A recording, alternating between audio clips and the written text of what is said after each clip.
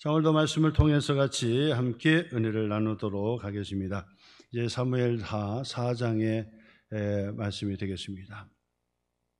사무엘하 3장, 1장, 2장, 3장에 이르기까지 이 다윗이 이제 이스라엘의 왕으로 추대되기까지의 긴 여정이 계속되고 있는 것을 보게 됩니다. 15살에 이 사무엘 선지자를 통해서 머리에 기름을 부음을 받고 왕위에 이제 세우게 되지요. 그러나 사울 왕이 여전히 건재하기 때문에 보위에 오를 수가 없었습니다. 그러나 여러 가지 면에서 보고 또 상황을 볼 때 이 다윗이 이스라엘의 전역의 여론을 통틀어서 확인한다면 바로 이 사울 왕을 폐위시키고 그리고 다윗이 왕위가 될 수가 있었던 것입니다. 그런데도 불구하고 하나님의 섭리 가운데 되어지는 그 과정을 거치게 되죠. 그래서 15살에 보위에 올랐지만은 헤브론에 이르기까지 15년 동안 사울 왕에게 쫓기고 또 이 쫓기는 그런 그 과정을 거치게 됩니다. 그래서 결국은 블레셋의 정치적인 망명을 단행해서 들어가기까지 그런 수모와 그런 많은 고난을 당하게 됩니다. 그럼에도 불구하고 이 다윗이 여론으로 본다면 다윗을 능가하고 또 이스라엘의 왕이 돼도 벌써 됐을 텐데도 불구하고 하나님의 기름 부음 받은 종이다 해서 이 다윗은 사울을 무력으로 폭력으로 악한 의도로 그를 탄핵하고 밀어낼 수가 없었다는 사실이죠. 이것이 바로 이 다윗의 공동체의 정통성 그리고 하나님의 섭리 가운데 되어지는 이스라엘 나라의 공동체, 결국은 교회의 공동체라고 말씀을 드릴 수 있습니다. 하나님의 나라의 공동체, 교회의 공동체는 거기에 아무리 목적이 선하다 하더라도 이 방법과 수단이 악하면 안 된다라고 하는 것이죠. 그래서 서두를 거 없죠. 왜냐하면 하나님이 하시는 것이고 하나님의 뜻대로 되어지는 것이라고 한다면 기다리고 또 기다리는 거예요. 사실 기다리는 것이 어려운 것이지만은 그러나 하나님께서 다 작정하시고 예정하시고 하나님께서 섭리하신다고 한다면 못 기다릴 리가 없다라고 하는 이야기가 되는 것입니다. 그러므로 기도하는 사람은 기다릴 줄 아는 사람, 기도를 하지 않는 사람은 서두르는 사람, 서두르면 일을 그르치가 되는 거예요. 그래서 그런 아주 유명한 말이 있습니다. 나에게 정말 유익한 사람은 서두르지 말라고 권면하지만은 그러나 악한 사람은 나에게 빨리 서두르라고 그렇게 조언을 한다라고 하는 그런 그 명언이 있어요.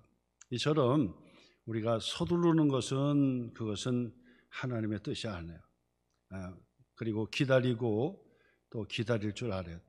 어떤 어려움과 힘든 일이 있어도 기다리는 훈련을 통해서 그리고 하나님께 기쁨이 된다는 사실을 우리에게 가르쳐주는 말씀이 된 것입니다. 그래서 이 다윗은 15년 동안을 기다리고 또 기다렸지요. 때가 되어서 이제 사울 왕이 죽었다는 소식을 들었지만은 그래도 그 막바지에 15년을 또 버텼고 15년을 인내했다고 한다니까 이 다윗이 또 서둘 이유가 하나도 없었다고 하는 사실입니다. 아멜렉의 청년이 자기가 죽이지도 않았지만은 바로 이 다윗의 정적이라고 생각하는 사울과 요나단이 전사했다. 그래서 그의 왕관과 팔찌를 들고 다윗 앞에 조아리고 바쳤어요. 당신이 이제 왕입니다. 당신의 정적인 바로 이 사울 왕이 죽었습니다 했는데도 불구하고 다윗은 기뻐 잔치하지 않고 서두르지 않았다는 사실이에요. 왜 그렇습니까? 하나님의 섭리가 있다는 것을 알기 때문에, 하나님의 섭리가 있다는 것을 알기 때문에 서두르지를 않은 거예요. 그래서 불의한 바로 이 아멜렉의 청년을 그 자리에서 즉결 심판해서 그 자리에서 죽이고 많은 사람들에게 교훈을 주게 되는 것입니다. 이렇게 하면 안 된다. 목적이 아무리 선해도 목적이 아무리 선해도 바로 이 수단 그리고 이 방법 면에 있어서도 선해야 된다라고 하는 것이 다윗의 공동체, 교회의 공동체의 바로 이 가치라고 말씀을 드리는 거예요. 그래서 교회가 무조건적으로 막 부흥만 하면 되지, 재정을 늘리면 되지, 뭐 그게 아니라 차근차근 우리가 화목한 교회 공동체가 되고 바른 진리의 말씀으로 우리가 함께 순종하기 시작하면 시간이 더뎌도 살아있는 교회는, 생명력 있는 교회, 화목한 교회는 성장할 수밖에 없다는 거예요. 더디다 할지라도 더딘 게 아니다.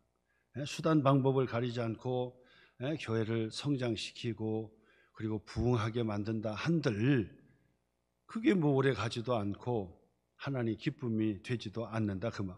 그렇기 때문에 다윗의 공동체는 처음부터 그것을 잘 보여줬어요.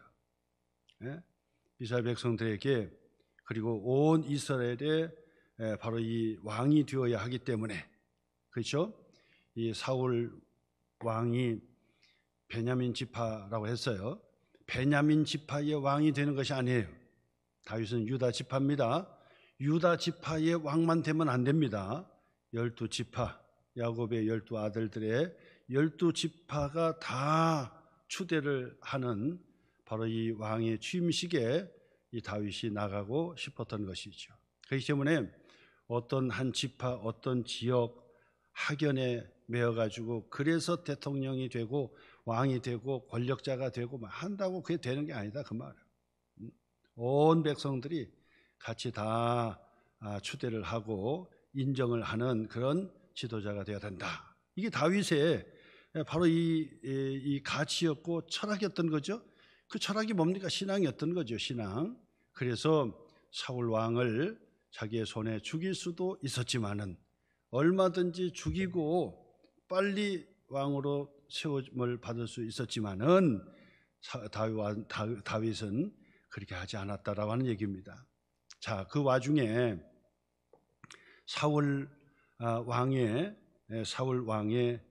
아들인 이스보셋을 왕으로 추대하고 그리고 이스라엘 나라를 다시 세운 이 아브넬이라고 하는 사령관이 있었어요. 아브넬이라고 하는 장수죠. 이 아브넬이 아주 동작 빠르게 다윗이 온 이스라엘의 왕으로 추대하기 전에 사울의 그 아들 중에 이스보셋이 남아가지고 이스보셋을 왕의 보위에 오르고 이스라엘 나라를 선포했어요. 자, 그러니까 하나님의 섭리는 이제 바로 이 사울의 왕에서 다윗, 역성혁명인 거죠. 바로 이 왕조가 다른 거죠. 바로 이 다윗의 왕조가 시작이 되는데 하나님의 섭리가 있었던 거죠. 그런데 바로 이 아브넬은 그것을 막아서기 위해서 이스보셋 사울 왕의 아들을 추대하고 이스라엘 나라를 선포했다라고 하는 얘기입니다. 자, 그런데도 불구하고 다윗은 서두르지를 않는 거예요. 왜? 하나님께서 섭리 가운데 이스라엘의 왕으로 세움 받는 것은 당연하기 때문에. 우리가 어떻게 하나님을 이길 수 있습니까? 하나님의 뜻을 거스를 수 있고 하나님의 섭리를 거스를 수 있겠느냐라고 하는 거죠. 그래서 다윗은 서두르지 않아요.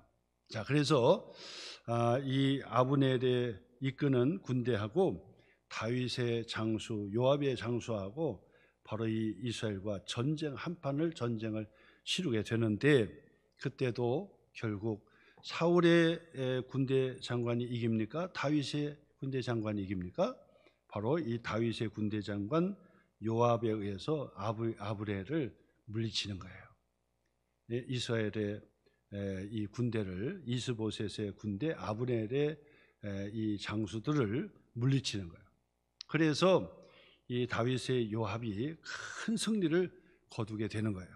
그래서 이 아브넬은 아주 이 구사일생으로 살아서 도망치듯이 그렇게 도망쳤던 거예요. 이스보셋 있는 왕궁으로 그렇게 바빠르게 도망쳤는데, 그만 요압의 이 동생 아사엘이 발이 빠르고 또 용맹하고 우직스러워요. 그래서 멈춰야 될 때 멈추고 돌아왔으면 얼마나 좋았겠어요. 다음에도 해도 되니까요. 근데 이 아사엘이 끝까지 아브넬을 추격하다가 결국 그 요압의 그 아들 아사엘은 아브넬에 의해서 처참하게 죽고 전쟁은 마치게 되는 것입니다. 자, 요 사건이 계기가 돼가지고 이제 계속해서 분란이 일어나게 된 것입니다. 왜냐하면 요압이 전쟁에 이겼지만은 자기 동생을 잃어버렸거든요. 그러니까 이 요압은 아브넬이라고 하는 장군에 대해서 반드시 내가 내 동생의 원수를 반드시 내가 내 손으로 갚아주겠다. 내가 이 아브넬을 반드시 내가 죽이겠다라고 그렇게 요압은 결심을 하게 되는 것입니다. 자, 그러던 중에 어떤 일이 일어납니까? 바로 그 왕을 추대하는 1등 공신들은 뭐 해야 된다 그랬습니까? 겸손해야 된다 그랬어요. 겸손해야 된다. 응? 다윗을 추대했던 요압 장수도 겸손해야 되고, 이스보셋의 왕을 추대했던 아브넬 장수도 겸손해야 됐다라고 하는 거예요. 근데 1등 공신은 참 안타깝게도 이게 겸손하기가 쉽지가 않아요. 이게 문제인 거죠. 이게 왜? 내가 1등 공신인데 이게 이제 계속 꼬리표처럼 달고 그러면서 이제 겸손한 자세를 갖추질 못하는 거예요. 요압 장군 같은 경우도 이렇게 1등 공신이라면 자신의 몸을 낮추고 겸손했다면 더 높아질 텐데, 그죠? 겸손하면 교회 공동체는 겸손하면 더 존중해줘요. 근데 겸손하지 못하면 넘어짐의 앞잡이가 되고, 그리고 교회 공동체 속에서 겸손하지 못하잖아요. 그러면 다 뒤에서 다 알아요. 그래서 저 사람이 교만하구나. 그러면 그 사람을 인정하지 않는 거예요. 그러니까 앞에서는 그냥 굽신한런지 몰라도 뒤를 돌아서는 그 사람의 권위를 인정하지 않는다 그 말이에요. 이게 무서운 거예요. 예?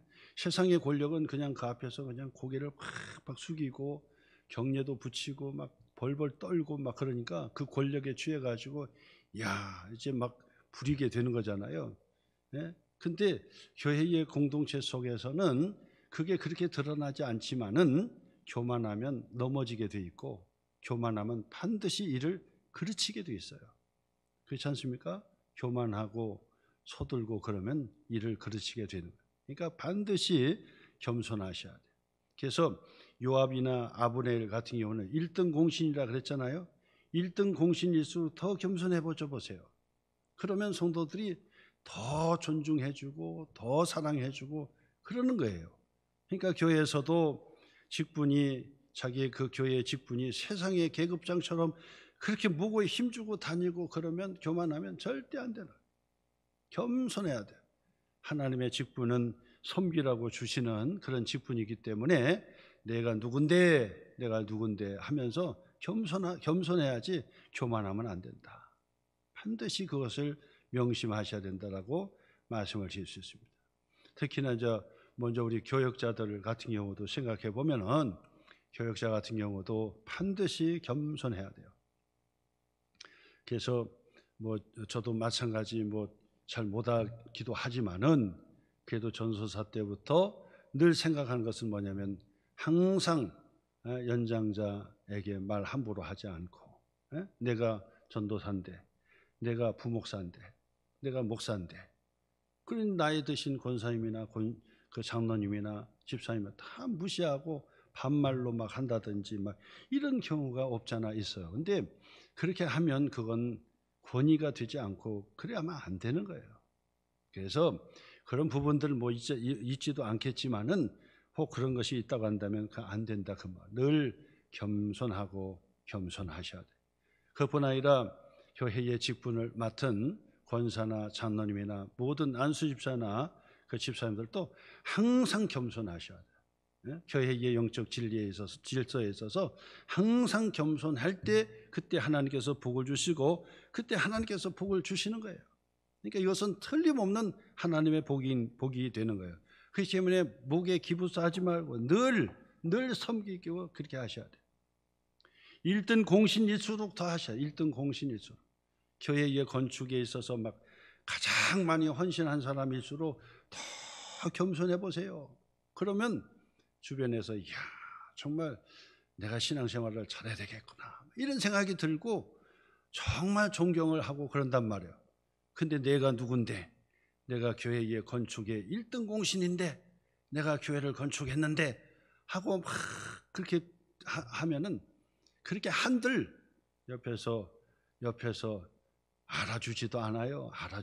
자기가 자꾸 그렇게 하면 알아주지도 않아요. 다 깎아먹는 거예요. 그렇기 때문에 1등 공신일수록 어떻게 해야 되냐? 더 겸손해야 돼요. 자, 근데 다윗의 1등 공신 요압 어떻게 됐습니까?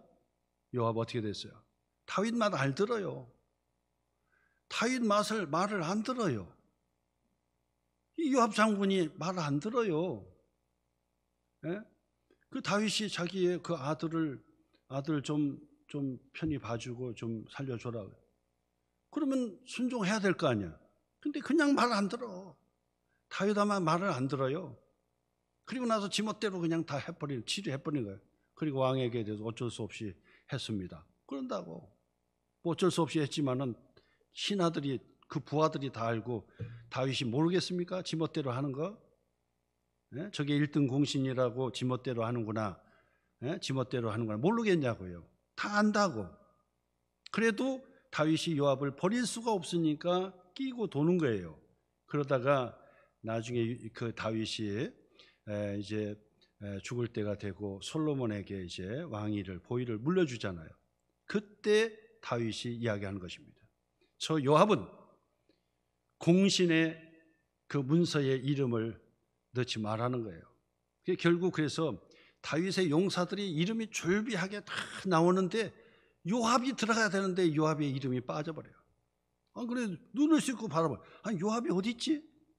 아니 공신의 책자에 다윗을 세운 공신들의 장수들의 이름이 쭉 나열됐는데 1등 공신, 2등 공신 다 나열됐는데 요압이 없어요. 요압이 없어. 빼버린 거예요. 빼버렸어. 그리고 나서 솔로몬에게 아들에게 마지막 유언을 하면서 이야기합니다. 저 요압을 반드시 죽여라.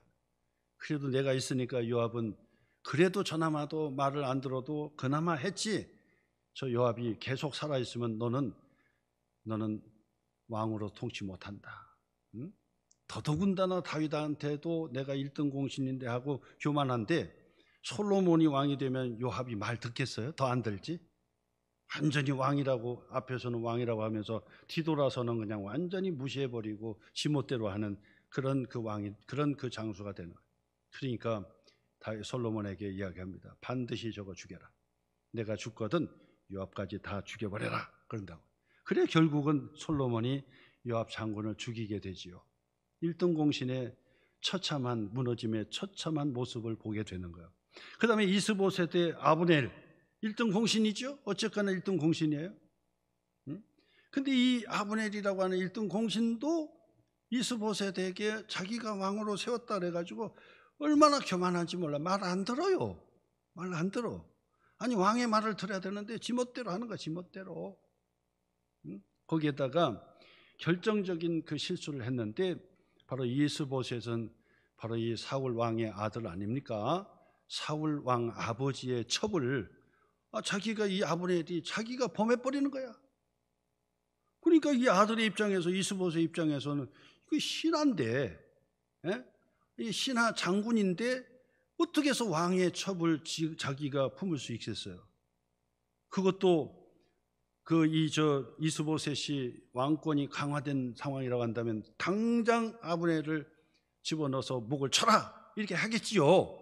근데 힘이 없으니까 아브넬을 불러놓고 장군이요 왜 이런 일을 했습니까? 라고 한마디 했다고 이 아브넬이 왕에게 대드는 거예요. 왕이요 내가 뭐 이렇게 했다고 당신이 나를 무시하는 것이요? 하고 대드는 거예요. 결국 이 아브넬 같은 경우도 이 1등 공신이라고 겸손하면 좋을 텐데 벌써 겸손하지 못하는 거야. 그러다가 이스보셋하고의 관계가 나빠지다 보니까 이게 안 되겠다. 그래서 이 아브넬이 자기의 부하들을 다 통솔해가지고 다윗에게 어떻게 합니까? 완전 투항해버리는 거야. 항복해버리는 거야. 이제 우리는 이스보셋을 세우지 않고 다윗 왕을 하나님의 뜻대로 섭리대로 세운 것은 다윗인 것을 우리가 알고 있습니다. 그제서야 그 얘기하는 거예요. 그제서 얘기하고 이제 우리들은 다윗을 섬기겠습니다 하고 그 앞에 엎드려서 그 아브넬과 그 신하들이 다윗에게 투항을 해서 엎드립니다. 그러니까 이 다윗이 살려주지요. 살려줬어요. 그런데 그 소식을 들었던 요압은 자기 동생이 아브넬에게 죽었거든요. 근데 다윗에게 투항해서 들어왔다고 그러니 이 아브넬이 지금 어디 있습니까?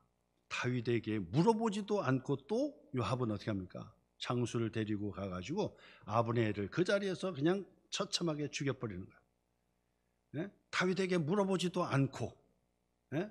아니, 다윗의 신하가 다윗에게 어떻게 할까요 해야 되는데 다윗에게 물어보지도 않아. 그리고 자기가 가가지고 그냥 집행을 해버리는 거예요. 그래서 요압이 내 동생 아사엘을 네가 죽였지, 원수를 내가 갚는다 하고 아브넬을 그 자리에서 죽여버리는 사건이 일어나게 되는 것입니다. 그래서 이 아브넬이 죽어요. 다윗은요 하나님 앞에 회개하면서 장례를 치르게 되는데 바로 이 다윗이 기가 막힌 거죠. 그 다윗은 여러 가지 정치적인 생각을 하면서 바로 이 장례를 치르는데 한편 생각해 볼 때 이 다윗은 요압 장군이 나를 세워주고 나를 지켜주는 것은 맞는데 근데 내 말 듣지 않은 저 1등 공신이야. 말도 안 듣고 지멋대로 하는 거야. 그러니까 다윗에 있어서는 정말 안타깝지요. 그러면서 요압에 의해서 죽은 바로 이 아브넬을 거대하게 장례를 치르는 사건이 일어나게 되는 것입니다. 자, 그 이후에 오늘 읽은 4장의 말씀부터는 바로 이 다윗의 공동체가 어떻게 모든 문제를 해결해 가는지를 우리에게 가르쳐주는 그런 말씀이 되는 것입니다. 우리가 그 사람이 누구냐라는 것을 어떻게 볼 수 있습니까? 문제를 어떻게 해결하느냐, 여기에 볼 수 있는 거예요. 네? 문제가 있을 때, 갈등이 있을 때 이 사람이 어떻게 해결하느냐, 그것은 그 사람의 인격이고 그 사람의 수준이라고 말씀드렸잖아요.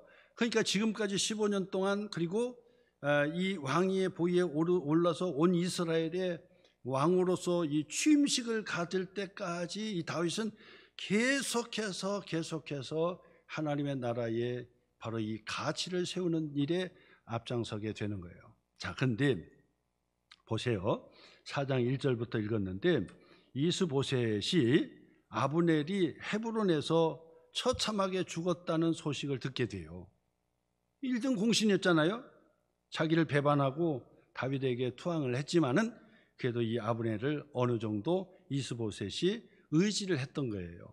자, 근데 이 아브넬이 헤브론에서 죽었다는 소식을 듣고 1절 말씀 보니까 어떻게 했다고요? 손에 맥이 풀렸고 이 온 이스라엘이 놀라니라 그랬어요. 맥이 풀렸다는 얘기야. 그 얘기는 뭐냐면, 야, 이제 다 모든 것이 글러먹었다. 응? 역시 하나님의 섭리 가운데 되어지는 왕은 다윗이었지 내가 아니었다. 예? 아무리 우리가 하나님의 섭리를 거슬려서 무슨 일을 한다고 해도 결국은 망하게 돼 있다 라고 하는 것을 감지했을 거예요. 감지. 그래서 맥이 쭉 풀려버렸어요. 맥이 죽여. 맥이 풀려버리니까 신하들이 다 아는 거예요. 아, 이제 왕조가 끝났구나. 사울의 그 왕의 바로 이 아들을 어떻게 하든지 세워서 왕권을 이으려고 했지만은 맥이 풀려있는 왕을 보고 누가 따르겠습니까? 그러니까 결국 그와 따랐던 이스라엘의 왕조, 이 사울 왕의 아들 바로 이 이스보셋의 왕궁이 전부 무너지는 그런 사태가 일어나게 되는 거예요. 그러면 어떤 일이 일어납니까? 끔찍한 사건이 일어나게 되는 것이죠. 바로 2절 말씀 보니까 두 사람이 있어요. 군 지휘관 바나와 레갑이라고 하는 베냐민 지파, 사울의 지파이죠. 사울의 그 이 지파인 베냐민 지파에 속한 두 지휘관이 결국은 이스보셋의 왕을 침대에서 배에 칼을 꽂고 죽이게 되는 사건이 일어나게 되는 것입니다. 그래서 오늘 성경 5절 말씀부터 한번 보겠습니다. 5절 말씀 5절 읽겠습니다. 베롯 사람 임못의 아들 레갑과 바나가 길을 떠나 볕이 쬐을 때쯤에 이스보셋의 집에 이르니 마침 그가 침상에서 낮잠을 자는지라. 6절이요. 레갑과 그의 형제 바나가 밀을 가질러 온채하고 집 가운데로 들어가서 그의 배를 찌르고 도망하였더라. 그의 배는 누구죠? 이스보셋 왕의 배를 찌른 거죠. 7절이요. 그들이 집에 들어가니 이스보셋이 침실에서 침상 위에 누워 있는지라 그를 어떻게 해요? 쳐 죽이고 목을 베어서 그 머리를 가지고 밤새도록 어디로 갔다고요? 다윗에게 찾아갔다라고 하는 거예요. 여러분, 아무리 하나님의 섭리 가운데 세워지는 그런 다윗이라고 하지만은, 그러나 목적이 선하달지라도 방법이 이런 방법, 폭력적이고 이런 잔인한 방법에 의해서 결국 이 이스보셋의 목을 따가지고 다윗에게 바친다고 한들 다윗의 공동체는 그것을 받게 되겠습니까? 아니다 그 말이죠. 왜요? 하나님의 나라 공동체이기 때문에 목적도 선하고 방법도 선하고, 목적도 선하고 방법도 선해야 된다라고 하는 얘기예요. 그래서 결국은 이 두 지휘관에 의해서 이스보셋이 죽고 잠시나마 이스라엘의 다윗의 왕조가 세워지려고 했던 그의 아들이 처참하게 침대에서 죽고 목이 잘리는 사건이 일어나게 되었다. 여러분, 우리가 아무리 선한 목적을 가져도 어떻게 해야 된다? 과정과 방법을 잘 해야 돼요. 세상을 보면은 너무 서두르는 것을 보게 돼요. 서둘러. 내가 권력을 잡았다 그러면 막 그냥 서둘러 가지고 그냥 어떻게 하든지 그 권력을 쟁취하는 그 모습들을 보면서 왜 그랬을까? 왜 저렇게 할까? 너무 불안하기 때문에 그럴 거예요. 아마 불안하니까, 자신감이 없으니까 그러는 거예요. 자신감이 있고 그다음에 떳떳하면은 가만히 있고 해도 가게 돼 있는 거, 권력이 가게 돼 있는 거예요. 권력을 잡게 돼 있는 거예요. 다 그렇게 가게 돼 있는데 그것을 그냥 막 무리를 써가지고 자꾸 한단 말이에요. 그러면 그 권력은 또다시 오래가지를 못한다 그런 얘기죠. 그래서 여러분, 세상의 공동체, 세상의 나라의 공동체는 바로 이 정의라든지 과정의 정의를 무시해버리는 거예요. 그래서 목적만 선하면 되지 그저 어떤 수를 방법을 써가지고 뭐든지 하려고 막 한다 그 말. 그러나 하나님의 나라의 공동체는 절대로 그렇게 과정을 악하게 하지 않는다 그 말. 반드시 과정도 정의롭게, 목적도 정의롭게, 수단도 정의롭게, 과정도 정의롭게 그렇게 해야 된다는 거예요. 그래서 다윗은 바로 그 정통성을 이어준 거예요. 그래 하나님께서 그래서 복을 주시는 거예요. 그래서 이 다윗의 왕조는 영원하도록, 그리고 이 다윗의 왕조에 예수 그리스도를 나게 하시고 예수 그리스도를 통해서 하나님의 나라의 영원한 나라를 하나님께서 약속하시고 그 나라를 세워주시는 것이다라고 보게 되는 거죠. 만약에 여러분, 다윗이 바로 이런 와중에 자기가 아주 이 악한 의도로 했던 것을 덥석덥석 그냥 다 받았다고 생각해 보세요. 아멜렉 청년이 그 이 사울의 왕관을 가져왔을 때, 야 그래 좋다 하고 뒤집어 썼다고 생각해 보세요. 모든 걸 그렇게 했다고 생각해 보세요. 그러면 그 다윗의 자손에 예수 그리스도가 나신다는 것이 이상하잖아요. 그렇잖아요. 다윗의 자손에서 예수 그리스도가 나시고 하나님의 나라가 시작이 되는 건데 그렇게 하면 안 된단 말이에요. 그래서 여러분, 반드시 우리는 다윗의 공동체가 얼마나 정직하고 정의롭고 선한지를 우리에게 보여주는 단면이 바로 이 사건이에요. 그래서 이 사울 왕의 아들 이스보셋이 이스라엘의 왕으로 추대되어서 잠깐의 왕조를 이루려고 하는 것을 보았지만은 바로 그 1등 공신들이 전부 다 교만해가지고 교만하죠. 얼마나 교만합니까? 자기가 왕을 세웠다고 왕을 막 좌지우지하려고 하고 왕의 말도 안 들어요. 왕의 말도 안 들어. 지멋대로 하는 거예요. 그러니까 결국은 무너지는 그 사태를 우리가 보게 된다고 하는 사실입니다. 그래서 첫 번째로 이스보셋의 이 죽음의 현장, 잔인한 바로 그 현장을 우리가 보게 되면서 이러면 안 된다 하는 얘기죠. 바나와 레갑, 베냐민 지파 출신 지휘관이었습니다. 유력한 지휘관이었습니다. 근데 어찌하여 자기의 왕을 잔인하게 죽여버리고 그리고 목을 따가지고 다윗에게 투항해서 다윗에게 바친다고 한들, 그러면 보세요. 두 번째로, 그러면 다윗은 그것을 어떻게 했겠느냐는 거예요. 어떻게 했겠느냐. 오늘 성경 한번 다시 한번 9절 말씀부터 한번 보겠습니다. 9절.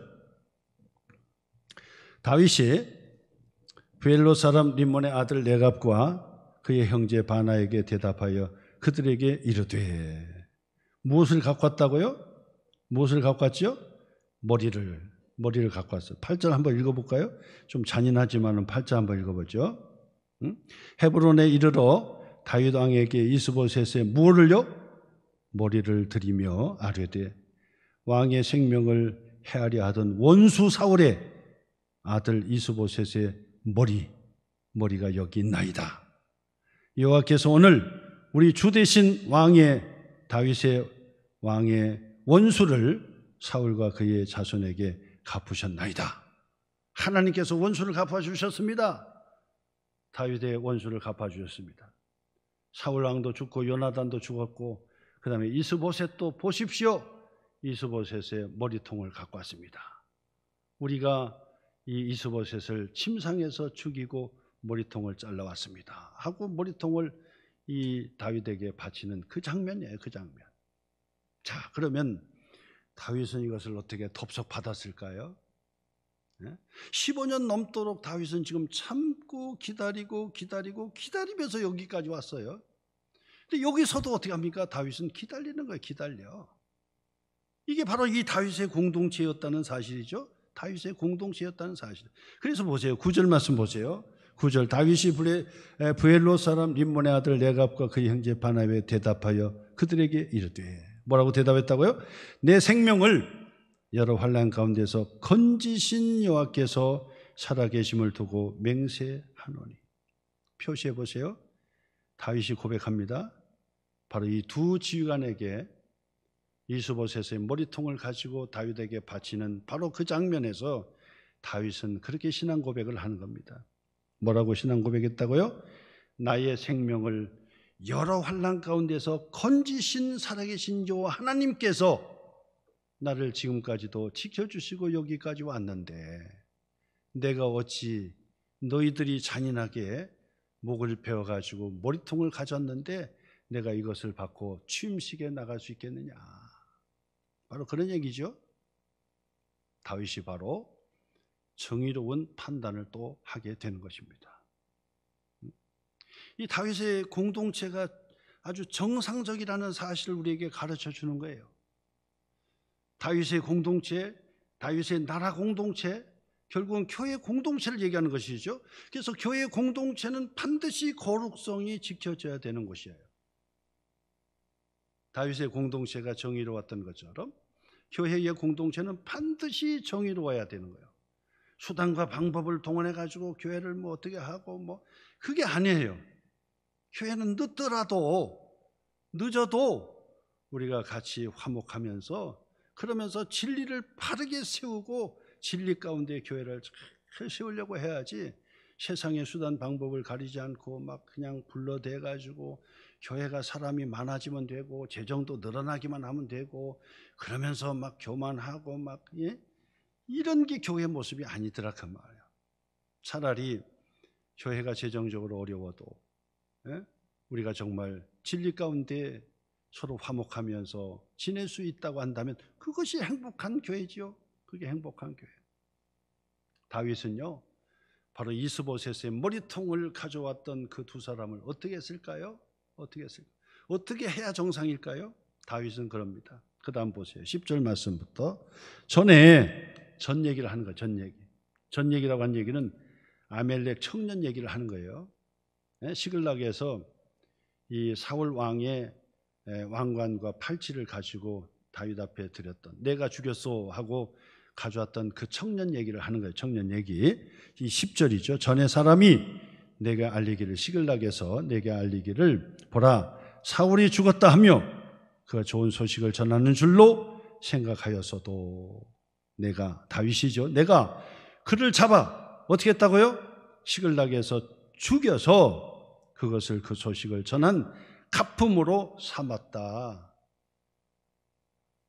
바로 이 두 지휘관, 이스보셋의 머리통을 잘라가지고 다윗에게 바치는 바로 그 지휘관을 향하여 다윗은 뭐라면, 나의 생명을 지금까지도 여러 환난 가운데서 나를 지켜주신 요 하나님, 그 하나님께서 나를 왕으로 추대하시고 나를 이끌어 주시는 그 하나님 앞에 내가 맹세하는데, 내가 시글락에서도 바로 이 아멜렉의 청년을 어떻게 했다고요? 내가 죽이지도 않았는데 내가 사울을 죽였다고. 그러면서 그 왕관을 가지고, 왕이여 이제 당신의 원수를 갚았으니 당신이 빨리 이스라엘의 왕이 되어주세요, 우리들의 통치자가 되어주세요 하는데, 다윗이 그것을 받지 않고 어떻게 했다는 거예요? 이 아멜렉의 청년을 그 자리에서 죽여라 해서 즉결 심판으로 신하들이 보는 데서 시글락에서 그를 죽였다는 거예요. 내가 그렇게 했는데 이제 와서도 이스보셋의 머리통을 가지고 오는 이 악한 자들의, 다윗의 원수를 내가 죽였소 하면서 잔인하게 이스보셋의 배를 찌르고 목을 쳐서 가져왔던 이 두 사람에게 내가 관대하게 할 줄로 아느냐 그 말이에요. 너희들과 같이 목적이 선하고 목적을 향하여 간다고 해서 바로 이 수단과 방법을 가리지 않고 잔인한 너희들과 같이 내가 교회가 가겠느냐 그 말이에요. 하나님의 사람이 그렇게 가겠느냐 그 말이에요. 이게 이 다윗의 자신감 아니겠습니까? 기도하는 사람의 자신감이지요. 하나님의 뜻대로 되어지는 것인데 내가 서두를 필요가 없어요. 내가 잔인할 필요가 없어요. 하나님의 뜻대로 되어지는 것인데 내가 잔인할 필요가 없어요. 그래서 아멜렉 청년을 그 자리에서 내가 즉결 심판으로 보는 데서 내가 다 죽였거늘 내가 이 두 사람을 어떻게 하겠느냐. 어떻게 하겠습니까? 두 사람을 똑같이 보는 데서 그 자리에서 처단하고 죽여라. 이것이 바로 이 다윗의 결단이었다는 것입니다. 다윗의 바로 이 결단이 결국 하나님의 나라의 공동체의 정의로움을 세우는 바로 하나님의 나라의 공동체, 그리고 그의 자손으로 오시는 예수 그리스도를 통해 하나님의 나라를 완성하는 바로 그 나라로 보여주는 공동체가 된다는 사실입니다. 10절 말씀 읽었죠. 11절 하물며 그러잖아요. 하물며 내가 이렇게까지 했는데 하물며 악인이 의인을 그의 집 침상 위에서 죽인 것이겠느냐? 너희들이겠느냐? 내가 아멜렉 청년도 죽였는데 내가 너희들을 받아줄 줄로 알고 이스보셋의 머리통을 가지고 내게 왔다냐? 이 악한 자가 이스보셋의 머리를 가지고 왔느냐? 그런즉 내가 악인의 피 흘린 죄를 너희에게 갚아서 너희를 이 땅에서 없이 하지 아니하겠느냐? 내가 너희들 관대하게 받아줄 줄로 내가 너희들이 알았느냐는 거예요. 한심하다는 거죠. 나의 원수 죽였다고? 나의 원수 사울과 그의 아들 이스보셋을 죽이고 머리통을 가졌다고 내가 너희들에게 관대할 줄 알았느냐? 그러면서 12절 청년들에게 명령하매 곧 그들을 죽이고 수족을 베어서 헤브론 못가에 매달고 이스보셋의 머리를 가져다가 어떻게 했다고요? 헤브론에서 아브넬의 무덤에 매장하였더라. 이스보셋의 시신을 수습해주고 그리고 매장을 장례를 치러줬다 하는 내용이 되는 것입니다. 오늘 여러분 두 가지를 제가 말씀드렸죠. 첫째, 바로 이 두 지휘관 이스보셋을 배반하고 그리고 침상에서 바로 그의 이 이스보셋을 죽이고 목을 땄던 두 사람, 바나와 레갑이라고 하는 사람.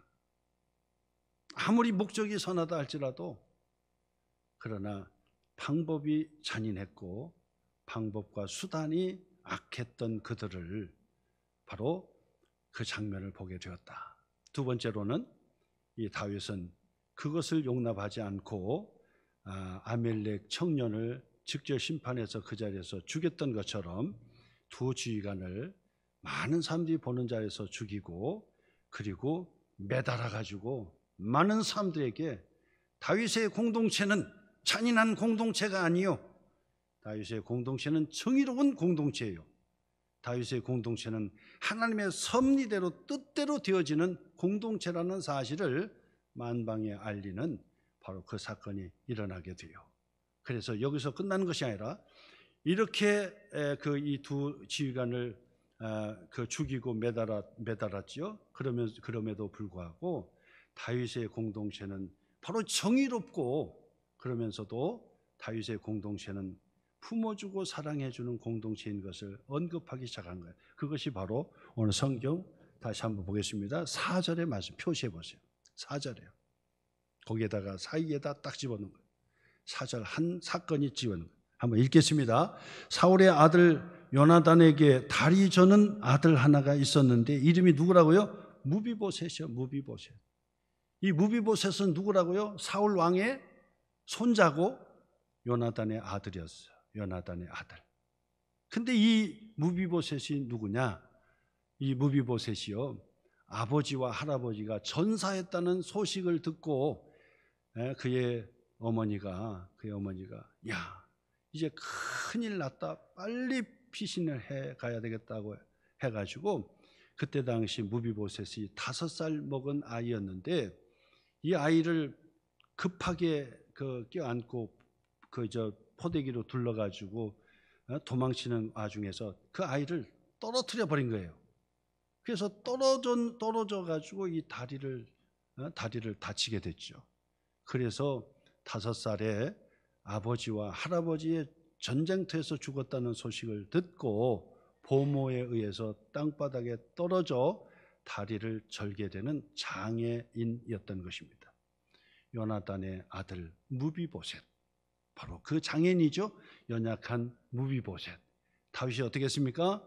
다윗이 그 무비보셋을 자기가 왕궁에 있는 바로 이 침상과 그리고 왕이 먹는 바로 그 책상에 항상 같이 이 무비보셋을 옆에 끼고 살았던 거예요. 다윗이 정말 사랑했던 바로 요나단의 아들이었고 그리고 사울 왕의 손자 왕자 출신이었는데 그가 다리를 저는 불구자였고 그리고 연약한 자였어요. 그래서 다윗은 정의로운 것에 있어서, 정의로운 데 있어서는 아주 강하게 직접 심판으로 내쳤지만은 그러나 보살펴야 되는 무비보셋 같은 경우는 끝까지 이 다윗이 챙기고 다윗이 옆에서 끼고 왕의 대접처럼, 왕자의 대접처럼 무비보셋에게 그렇게 잘 해주는 사랑이 넘치는 공동체였다라는 사실입니다. 다윗의 공동체는 이처럼 사랑의 공동체였고 또 정의로운 공동체였다. 정의롭다는 얘기는 악한 것에 있어서는 아주 단호하게 내어치는 바로 그 정의였다라고 하는 것입니다. 그래서 교회마다 하나님은 사랑이시다라는 하나님의 요한일서의 말씀을 가지고 붙여놓는다. 하나님은 사랑이시다, 하나님은 사랑이시다 그러는데 반은 맞고 반은 틀리죠. 하나님은 그 사랑이시기 때문에 악한 죄인과 마귀 사탄에 대해서는 어떻게 합니까? 잔인하신 하나님이신 거죠. 그러니까 잔인하시면서도 사랑이 많으신, 정의로우시면서도 정의로우신 하나님, 은혜로우시면서도 진리가 충만하신 분이시다. 그래서 교회는 이 두 가지의 양면의 칼날과 같이 이 두 날이 설 수 있어야 돼요. 그냥 다 용서해 줘야 됩니다. 다 받아줘야 됩니다. 모두 다 받아주는 사랑의 공동체가 아니라 때로는 이단은 내칠 수 있는, 잘못한 사람은 내칠 수 있는 공동체가 되어서 건강하고 거룩한 공동체를 만들어야지 이 사람이나 저 사람이나 전부 다 그냥 끌어안고 있는, 그래서 거룩성이 훼손이 되는 공동체가 되어서는 안 된다. 다윗의 공동체는 바로 정의로우면서도 무비보셋을 그게 사랑했던, 보호했던 그런 공동체라는 사실을 우리에게 가르쳐 주는 것입니다. 오늘 여러분, 이 다윗의 공동체는 결국은 교회 공동체입니다. 교회가 어떠해야 되는가, 얼마나 정의로워야 되는가, 얼마나 사랑이 있어야 되는지를 우리에게 가르쳐주는 말씀이 되는 것입니다. 이 말씀으로 오늘도 승리하시고 한 주간도 승리하시기를 주님의 이름으로 축원합니다.